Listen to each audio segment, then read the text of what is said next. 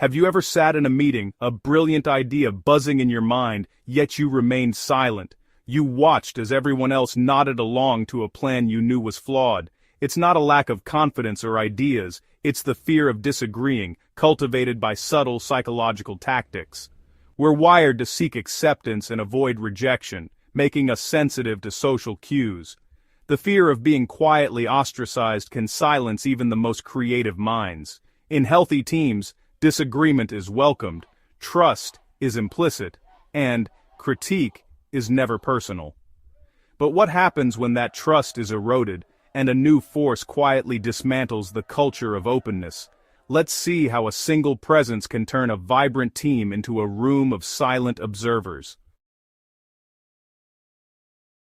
The team's dynamic shifted the day Alex joined. Charismatic and persuasive, Alex quickly became a central figure, his opinions sought out before others dared to speak. But Alex saw disagreement as a threat, not a tool for collaboration. He built consensus through subtle intimidation, not genuine agreement. When someone offered a new idea, Alex would respond with pointed questions, exposing minor flaws in front of everyone. The effect was chilling. Ideas were dismantled before they could grow, and Alex always emerged as the authority. No one intervened. After all, he was never rude, just thorough. But a new lesson was clear. Sharing ideas now risked public embarrassment. The open field of brainstorming was becoming a minefield, and Alex knew where every mine was buried.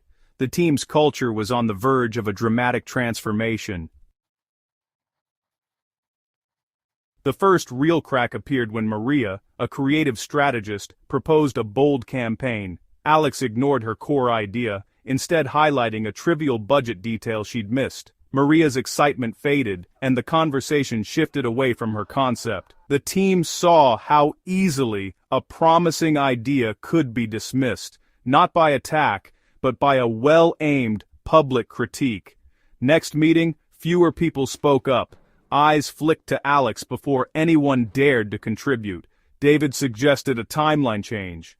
Alex questioned his awareness of the team's workload, framing David as inconsiderate. Again, dissent was neutralized, not with aggression, but with subtle implication. The psychological cost of speaking up rose with every meeting. The team learned to self-censor, killing their own ideas before Alex could. The foundation of psychological safety was crumbling, brick by brick. Alex's strategy was consistent, subtle punishment, never overt, always deniable.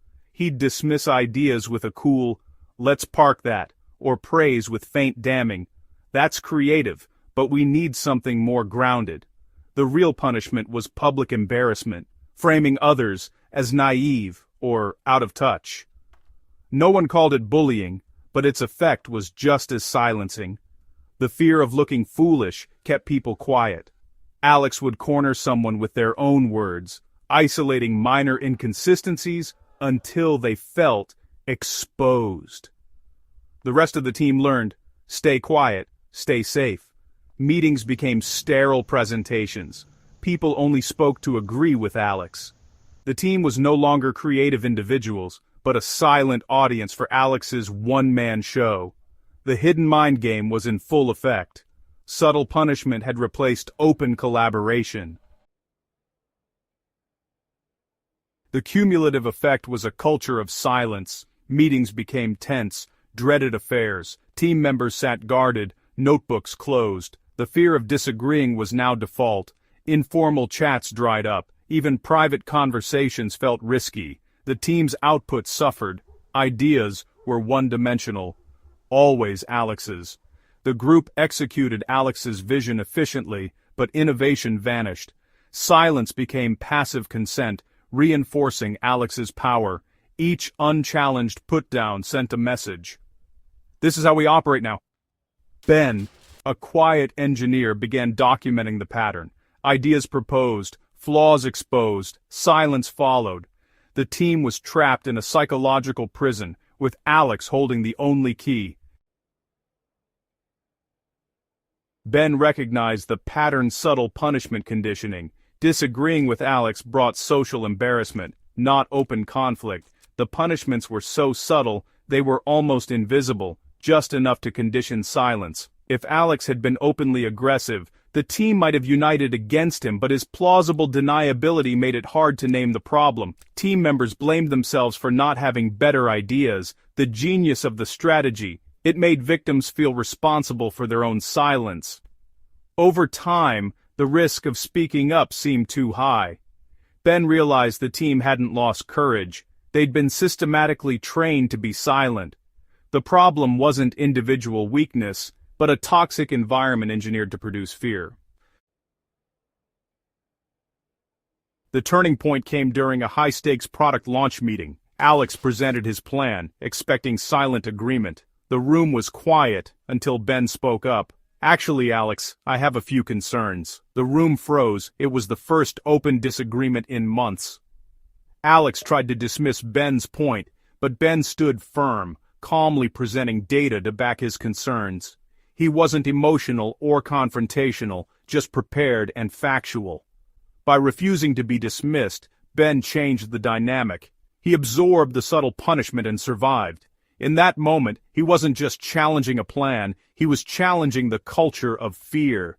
The team watched, realizing it was possible to disagree and not be destroyed. Ben's courage broke the spell of silence. The risk calculation had changed. The culture was about to shift. Ben's courage was contagious. Maria spoke up next, connecting Ben's point to her own concerns. David joined in, adding his perspective. The dam broke. Suddenly, it was a real team discussion again. Alex, for the first time, was just one voice among many.